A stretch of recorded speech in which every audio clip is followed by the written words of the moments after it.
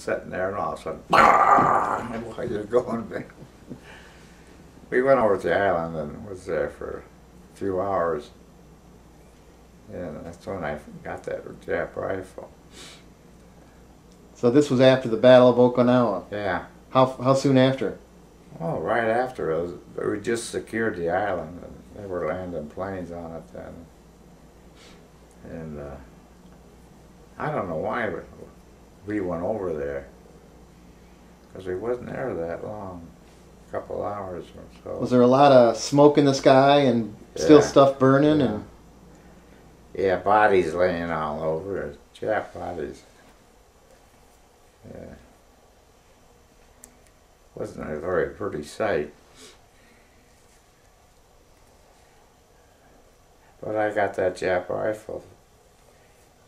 Saw this dead Jap and gun laying next to him. That's another funny thing.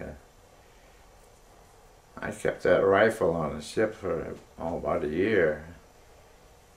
And then they were transferring me, well, the war ended. And I got discharged, and they was transferring me from my ship to the Hornet. The Hornet was going back to the States. And so they transferred us from my ship to a can, and then from the can to the Hornet. How do you do that? You pull up next to them and by cable? Yeah. Pull up next to them on the cable, and then they had a boatswain's chair hanging down, and you got into the boatswain's chair and it went across the damn thing. So what'd you have? All your possessions, huh? Yeah. Your sack? Had a rifle on my back, and I got aboard this can, and the officer of the deck says, "Sailor, you can't keep that." He said, "You can't take it any further." And I said, "Okay, I'll throw it over the side." And he said, "Okay, sailor, you can keep it." He wanted it himself. But boy, that was scary riding across between those ships. One at a time? Yeah. Just a boat's chair. Yeah. About not quite this big. You know, a cable across. And the thing was, go up and down. Oh, yeah. Did you have a life jacket on? Yeah. You could see the water come up close, and it was kind of scary. Well, wouldn't it kind of be downhill from or you didn't go from your deck? Went from the hangar deck. Hangar deck. Yeah, which was pretty much straight shot across. Anybody ever fall out of those? Not that I know of. So how was Liberty in Pearl Harbor? Oh, pretty good. Yeah, you could. They didn't like sailors too much, but well, I don't blame them. Every swabby there was half canned up on Liberty.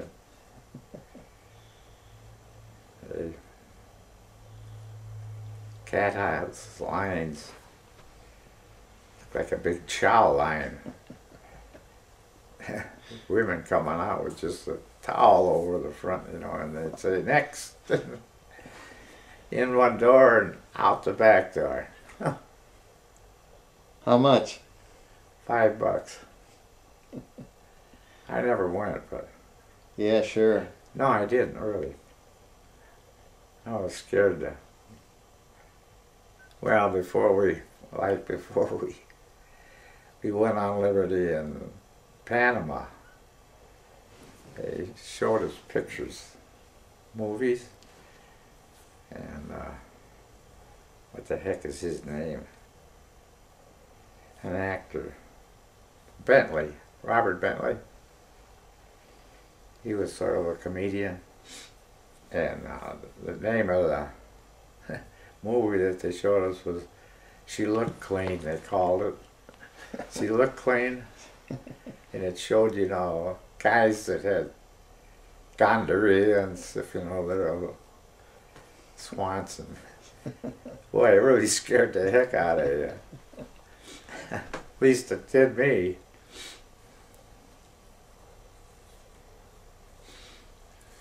Well, what happened the time you and your buddy were? Huh? You and your buddy were with some lady friend, and Oh yeah, we picked up this woman in a bar. Went to her place. It was out sort of in the mountains. It was outside of Bremerton, Washington. It was hilly, and the house was built on the side of a hill with pillars in the back, to hold it up. We're in there, and I'm in the living room, and there's a big curtain went across that separated the living room from the bedroom. Kretz is in bed with her, and he comes out, and it's my turn.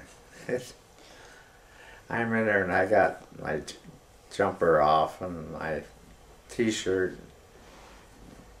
I hear a knock on the door. She gets up and goes to the door, and she says, "Who is it?" And I said, "It's so-and-so. We're bringing your husband home." Yeah, oh, shit. So Kretz and I were running around the place and trying to get our clothes on. And there's no back door. I see these big French windows, and I opened the window and jumped out, and Kretz went right after me, Seemed like it went down for a long time before he hit the land, but it wasn't. he landed on you. Huh? He landed on you. Yeah. He landed on top of me. We ran down the mountainside. They were chasing us for a while, and then they quit. And I got down at the bottom, and we put their clothes on. And happened to see that I left my neckerchief there. It had my name and rank and everything. So I told Kretz, we got to get back up to him, see if we can get it. So we walked back up and got to the side of the house, and there's a window quite a ways up, and I stood on Kretz's shoulders, knocked on the window, and she heard it. And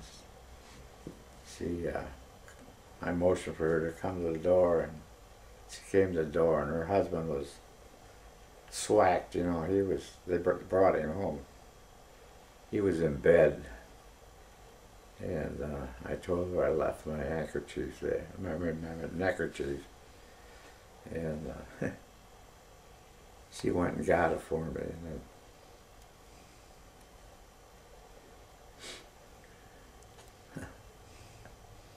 And she took you next door and finished the job. I didn't want to say that.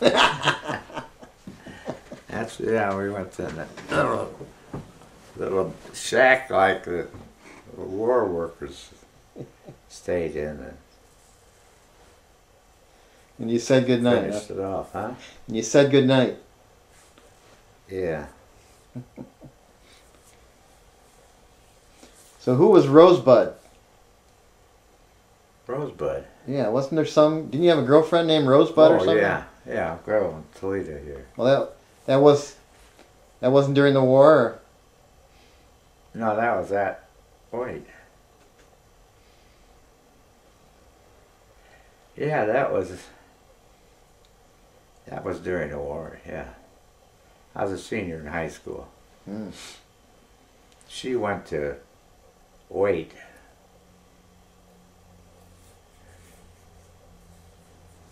She was a blonde. She was a pretty girl, but I guess I wrote to her once in a while. Mm-hmm. How'd you know? In the diary? No, I forget. I just always remembered that. Oh yeah. Yeah.